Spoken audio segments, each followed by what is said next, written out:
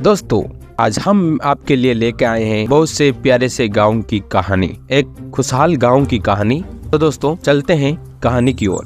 एक समय की बात है कि एक गांव हुआ करता था। वे गांव बहुत ही पुराना होने के साथ बहुत ही खुशहाल था। गांव के पास ही एक नदी बहा करती थी। गांव में बच्चे खेलते रहते थे, स्कूल जाते थे। गांव में 2 पुराने बरगद के पेड़ भी थे जो आमने सामने थे। किसान खेतों का काम खत्म करके शाम को खुशी खुशी घर वापस आ जाते थे। किसानों द्वारा बोई गई फसल भी बहुत अच्छी होती थी। बारिश सही समय पर होती थी, जिससे गांव में पानी की कमी भी नहीं होती थी। सुबह होने पर चिड़िया और पक्षी चहचहाते थे। बच्चों के खेलने की रौनक के साथ शाम खत्म हो जाती थी। गांव में सभी बहुत खुश थे। उस गांव से ही कुछ ही दूरी पर गांव से भी पुराना एक जंगल था। जंगल में बहुत से पशु पक्षी रहा करते थे जो बहुत ही खुश थे।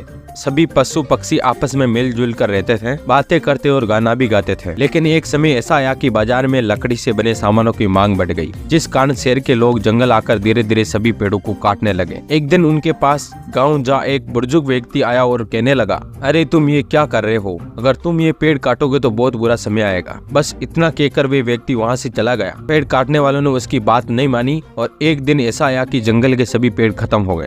गर्मी का समय आ गया। गर्मी से बचने के लिए किसी भी पशु पक्षी को छांव नहीं मिलती थी। गांव के पास बहने वाली नदी धीरे धीरे सूख गई।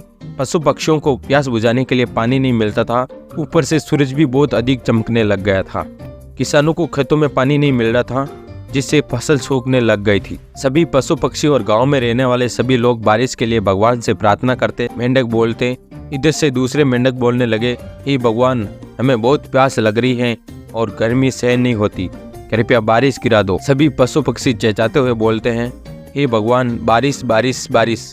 उस बुजुर्ग व्यक्ति की बात बिल्कुल सही हो रही थी। गांव में जो 2 पेड़ थे वे आपस में बोलते, अगर बारिश नहीं हुई तो हम सूख जाएंगे। वे भगवान से प्रार्थना करते हैं, भगवान बारिश डाल दो। जब सूरज का चेहरा बहुत अधिक चमकने लगा और गर्मी बढ़ गई, तब गांव के सभी लोगों ने एकता होकर प्रार्थना की है, भगवान बारिश डाल दो। सभी लोग सच्चे मन से भगवान से प्रार्थना करने लगे। एक दिन भगवान से गांव के सभी लोगों की प्रार्थना सुनी और देखते ही देखते आसमान में काले बादल आने लगे। कुछ समय बाद बहुत तेज बारिश होने लगी। फसलें फिर से लहरा उठी।